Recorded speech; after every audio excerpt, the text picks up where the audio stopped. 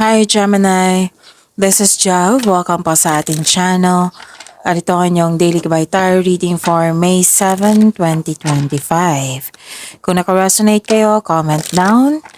Kung hindi kayo naka-resonate, ibigay niyo po sa iba kasi general reading po ito.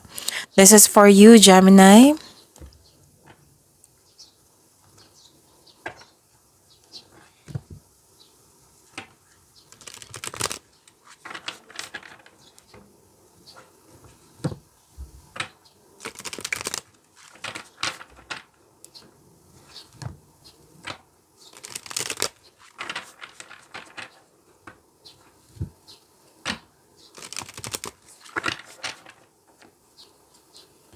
Para po ito sa inyo, Gemini.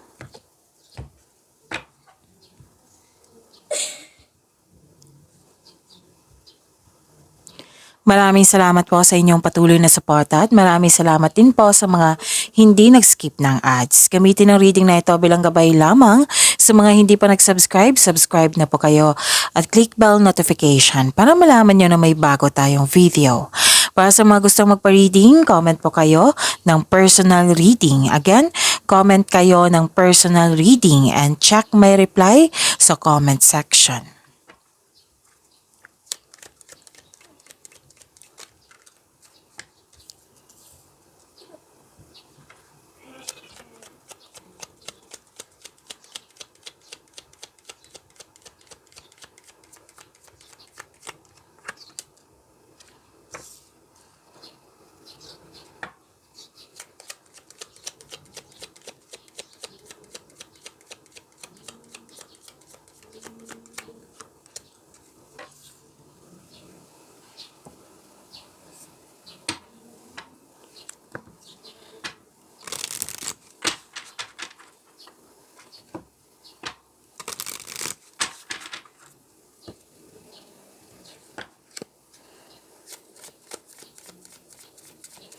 Spirit's Guide, message pa para kay Gemini. I need 2 cards po.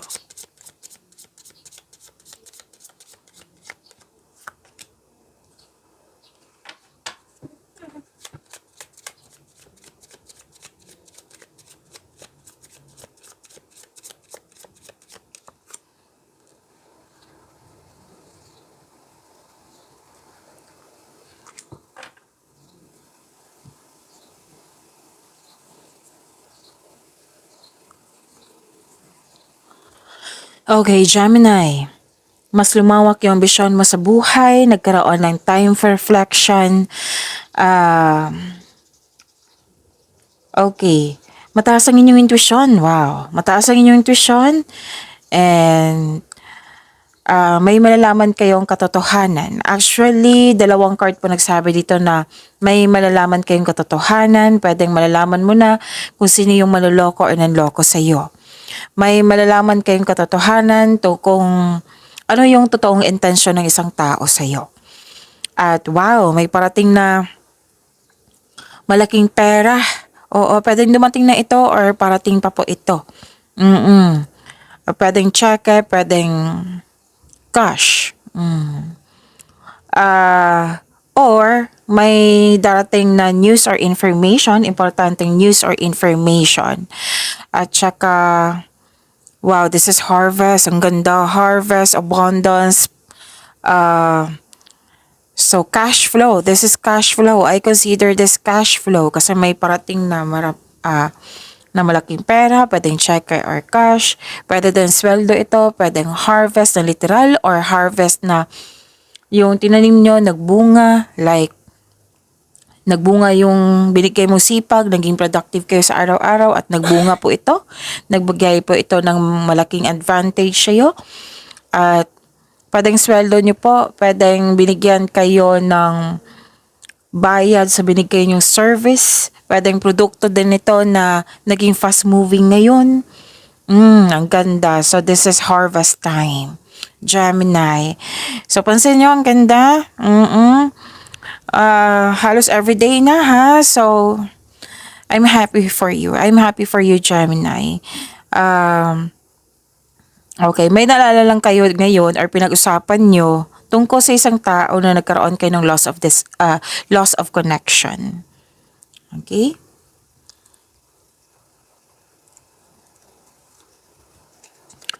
Okay, the timing wasn't right. The timing wasn't right yet. So, it might be may hinihintay kayo. It might be that is a process. So, kailangan maghintay and wag madaliin. Okay? Don't rush things. So, habaan ng pasensya at pag-intindi. Okay, so it's an opportunity for self-reflection and personal growth. So this is the clarification of your card here. Di ba may sinabi ako sa inyo na time for reflection. So alam nyo ba, sa time for reflection, may pahinga dyan, may sagot sa inyong mga katanungan. Kung nalilito ka, magkakaroon na ng sagot niyan. Oo, may sagot sa inyong mga katanungan, pahinga.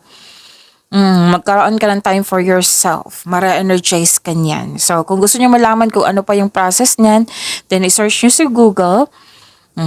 Siya, piliin niyo po yung mga legit na website. Kasi marami dyan, di ba, lalabas pag i-search mo na, i-click mo na yung search button. So, time for reflection is good for you. Tapos, iwas din yan ng overthinking. Okay? Kasi ang weakness ni air sign po kayo. Gemini, Libra kasi yung air signs. So, ang weakness kasi is, more on mind, yung overthinking. So, yun, time for reflection ay kailangan po. It's an opportunity for self-reflection and personal growth. So, may dumating din ng opportunity sa inyo na kailangan yung pag-isipan ng mabuti. At itong opportunity na ito, magkakaroon ng personal growth. So, sa time for reflection, I believe may personal growth dyan kasi may realization din dyan.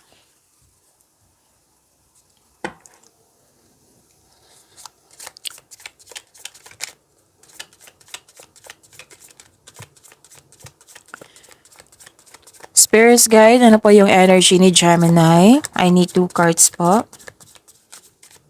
Baka mapansin nyo ha, kumakain ako ng Strepsils ngayon kasi kailangan.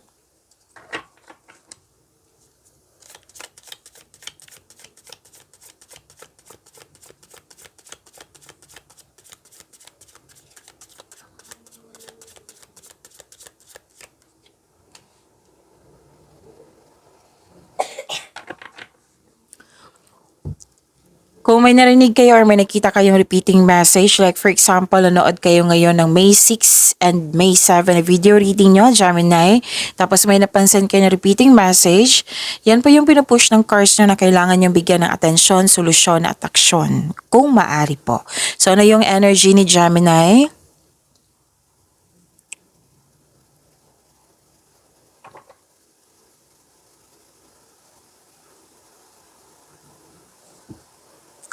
Okay. Pwedeng lumabas ito sa monthly reading nyo, sa weekly Gabay Tarot reading. Pwede din kahapon. Actually, Gemini, may tao talagang gustong humingi ng sorry sa'yo. Kahit sa love reading nyo, sa Love Job channel natin, may gusto din humingi ng sorry. May gusto makipag-usap sa'yo. Sana magkaroon to ng lakas. O kasi may nakita kasi akong sa mga nagdaang reading nyo, may laban bawi. Kasi may fear. Kung ma-forgive mo ba siya, mas nauna yung takot niya. Oo. So, yun. May confirm din nito. This is a repeating message. So, prepare yourself. Baka mabigla ka sa pagdating niya or sa pag-contact niya sa'yo. So, this is, may kasalanan to sa'yo. This is your past person, whether matalik mong kaibigan na nagkaroon ka ng loss of connection, pwedeng ex mo, basta may loss of connection na may kasalanan siya sa'yo.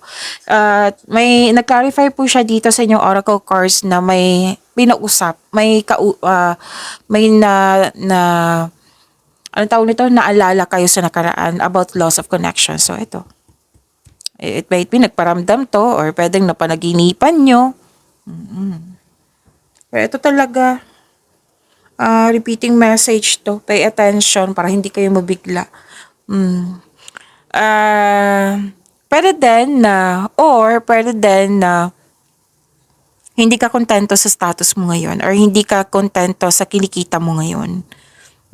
Pwede ng posisyon mo sa trabaho, pwede sa kinikita, pwede sa status mo sa anong tawag dito, sa relasyon or status mo as single. Basta may nakita ko ditong hindi ka kontento, you want more, you want change. Ang sabi ng card dito, huwag kayong mag-alala kasi there is something better for you. Kaya itong disappointment na ito is temporary lamang, but you should process it. Okay?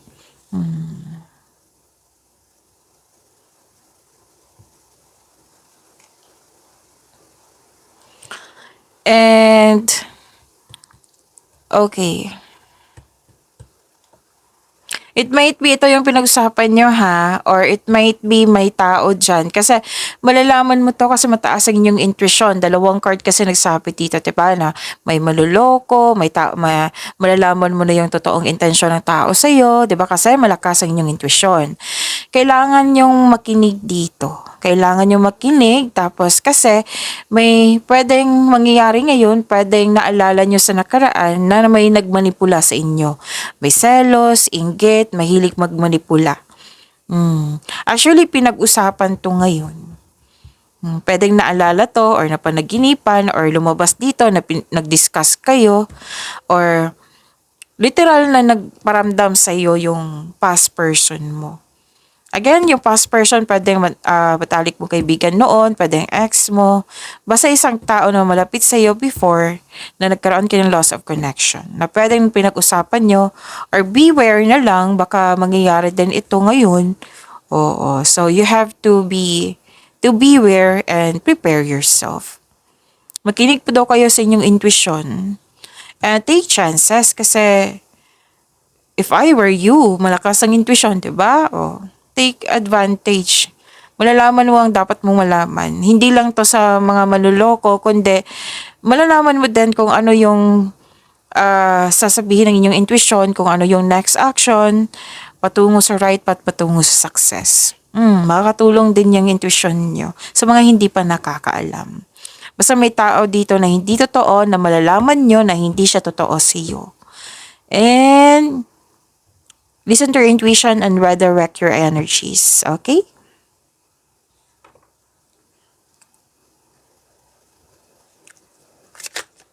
Okay, so dalawa na po ito, kunin ko na.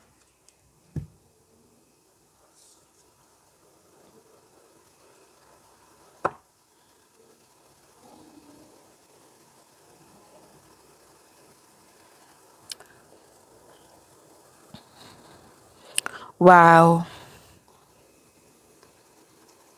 Pasensya na po, kailangan ko mag-burp. This is victory. Oo, mahigit pa to sa success ha. This is victory, recognition, mahigit pa to sa success. Nagkaroon ng balansa, nagkaroon ng pagkakaisa. So may, 'di ba, you want more sa energy nyo kanina nabanggit ko. So may promotion po na mangyayari ng dahil sa inyong kasipagan. Napansin ka kasi eh. Oo, napansin ka ng mga tao. Like for example, sa boss or amo mo, or sa mga customer mo, mga kliyente mo. Wow, ang galing ni Gemini. Dito na tayo kasi ang galing niya. Magaling din yung service niya, magaling yung produkto niya. Nakilala ka na may mga magandang contribution ka dyan. Tapos nakita ng mga tao, na-observe nila, nakita nila. Yun. So, ito na yung pangyayaring. Again, promotion to ha. Pwedeng pagtaas ng kita, pwedeng pagtaas ng sweldo, allowance, pwede din ng pagtaas ng posisyon. Okay, literal na promotion. May financial growth ako nakikita dito, which is nag-clarify din po, diba? Dalawang cards na dito sa Oracle cards na lumabas din sa tarot cards nyo. And claim nyo po, financial growth, promotion, victory, recognition, pagkakaisa, pagbalanse. So, ito yung resulta sa inyong sipag at tiyaga. Ang ganda. Your discipline and hard work are paying off, so enjoy this time. Actually, may magandang balita na marireceive nyo, na parating or dumating na, or may bagay na matutupad. May parating na good news, especially after a period of struggle. Kung dati disbalance, ngayon magiging balanse na. So, you're feeling proud sa mga accomplishment mo kasi nakita mo na yung resulta. Ina-acknowledge mo yung success at may matatanggap kang papuri from other people. And nagsumikap ka at deserve mo itong tagumpay na ito. Allow yourself to shine in this moment. Wow, ang ganda naman. Pwede din na may leadership role dyan. Kung leader ka na ngayon, it might be pagtaas pa ito ng posisyon or may leadership role na ino-offer sa'yo.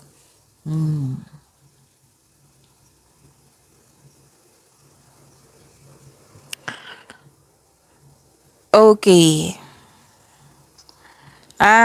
Okay. Magiging balanse na rin ito kasi dati, di ba sabi ko sa inyo, may dati, nagkaroon ng disbalance kasi may selos at inggit, competition, rivalry. Oo.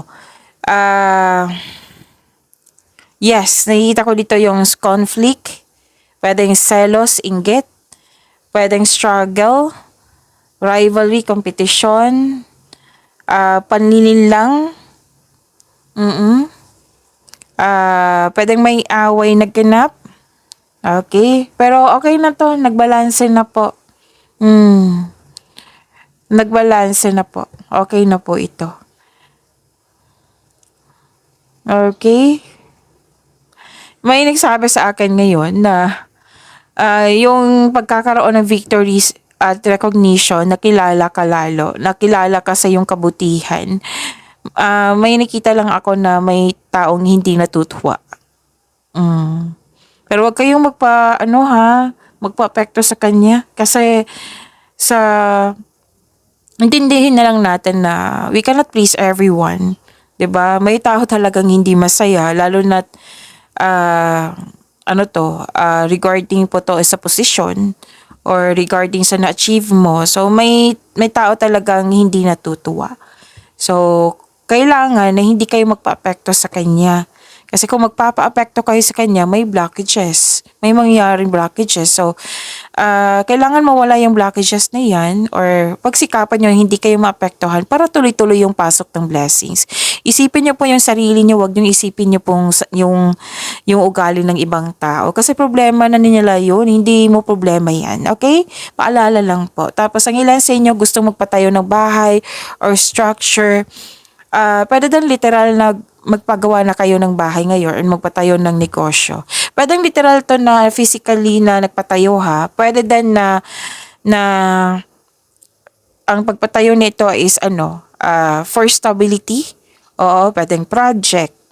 For investment. Pwede din ganun.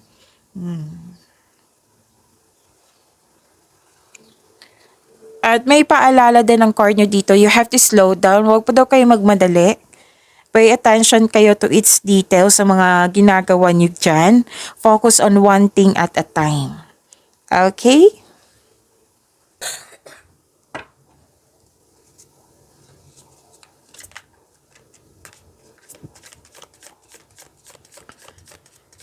Spirits Guide, Love Life, Self-Love, Partnership, and Romance ni Gemini. I need 2 cards po.